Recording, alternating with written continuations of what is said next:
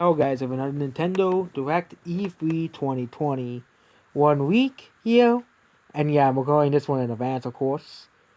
I'm actually gonna try to space out my videos a bit in terms of at least the Nintendo Direct weeks or anything to do with Crash and Smash Bros. Because there has been so many threads, so many things about Crash and Smash Bros. It's kind of sickening at this point. Okay, Insider featured at E3 Direct, Age of Calamity DLC Wave 1. I'm surprised they have not revealed anything about Age of Calamity DLC. I think they're gonna reveal at E3. I think June was a very convenient date for the release. I think it's gonna do it like that to go, and it's gonna come out like a week or something. Playable Aster, Elemental Weapons, Rescanned Enemies, Wave 2 not sold until quarter 3, Cast, Pokemon Company, Pokemon Sweep, Downpour, new features integrated to Pokemon Home and Go. I'm not surprised by that the slightest. Pokemon Unite and no Pokemon Legends present. Zelda, old games coming, so Ocarina of Time Towards Mask, Skyward Sword AC, Phantom Hourglass, Spirits Facts, Aesop as well. And both those games are handheld only, which I'm surprised by, because even not even Mario Maker's handheld only, there.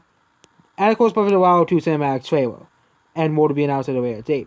So, Pikmin Go, which has been confirmed, but I'm surprised there's no Nintendo Direct weeks talking about that. Mario Golf Super Rush, DLC character Harriet. I think they're talking about those rabbits from the Mario Odyssey games. Not surprised they're gonna put those in the more games. They're new Mario characters, so might as well put them in more games. Super Metroid 2D.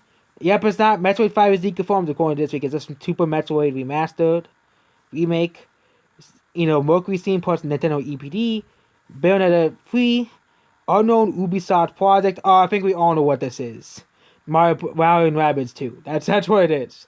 Smash Reveal, Crash Bandicoot Voice Trailer, Power Smash the Cinematic of Neo Cortex.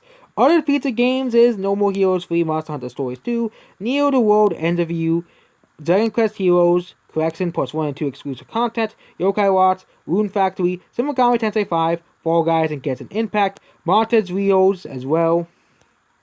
Eastward, Disguise 6, Sports Stories, Chris Tales, Oxenfree, Boyfriend, it's just some indie games. No, and Lego Star Wars and a bunch of indie games. And of course the Switch revision, or basically like kind of like how the Xbox and PlayStation had their own revisions in the middle of the generations. This is kind of just expected out of any console at this point. 3DS had one, the PS4 and Xbox One had one, the Wii U didn't because nobody bought it because the Wii U was a failure. The DS had one as well. I think even the 360 had one as well.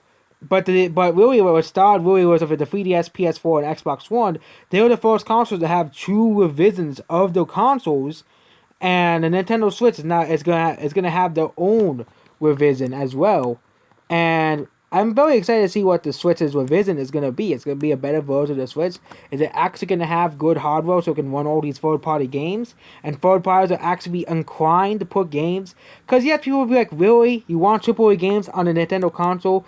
Like, indie game, they're going to say, indie games are better, blah, blah, blah. But you realize that, the Switch is missing out, if Nintendo stayed in the stock, the 80s, the next The Witcher game, okay, the next big game like The Witcher, games like GTA 5, highly successful games like GTA 5, Red Dead Redemption 2, Rockstar will be able to put games on the Switch. Basically, you would have games like Crash 4 come out with the other consoles. If the Switch wasn't weak, they wouldn't have to put out extra development time for Doom Eternal as well. The next Mortal Kombat game would be able to come out with the other consoles without any glitches or issues, because of the weaker hardware. You would have games that would be inconceivable. As well, the next Assassin's Creed, and yes, even the Call of Duty games. A lot of people I'm surprised that Call of Duty Warzone isn't on the Switch yet. Considering that every Call of Duty game before the Wii U came out, with the Wii U kind of just ruined Nintendo's reputation with third parties. Same with the 3DS, third parties stopped putting games in the 3DS after the Wii U came out. Okay, you would have games like Overwatch. Actually, Overwatch 2 is coming to Nintendo, but you would have Diablo 4 coming to Nintendo Switch. Okay, alongside the next generation versions, you would have the Suicide game coming to the Switch. You would have all these massive third-party, titles in the lineup. And why are you complaining about this? I don't know why, But that's your typical Nintendo fan logic there. They're just gonna complain about that. But I think a Switch division is gonna be good for Nintendo. It doesn't even have to be a next generation console. All it has to do is just be an upgraded version of the Nintendo Switch. That's all it really has to be. Doesn't really have to be anything, unexpected or new. Okay?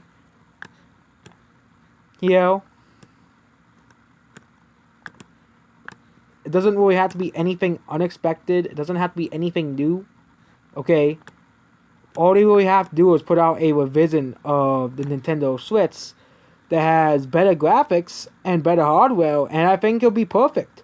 Because you'll have all the Nintendo, and of course you'll have better quality games.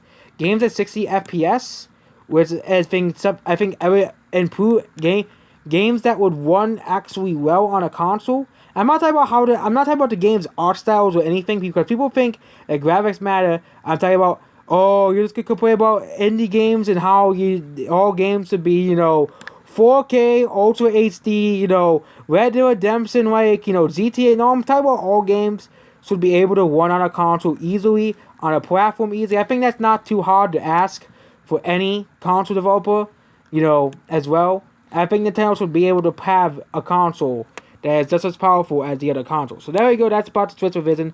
I'm sorry I went on a 3-minute tangent about the Switch revision and how it would be a necessary thing for Nintendo to make, because Nintendo would be able to put all these big third-party games on their consoles without any issues anymore, and third-party companies wouldn't have any issues with Nintendo's consoles, because Nintendo's consoles wouldn't be super weak and would be able to run all these massive third-party games.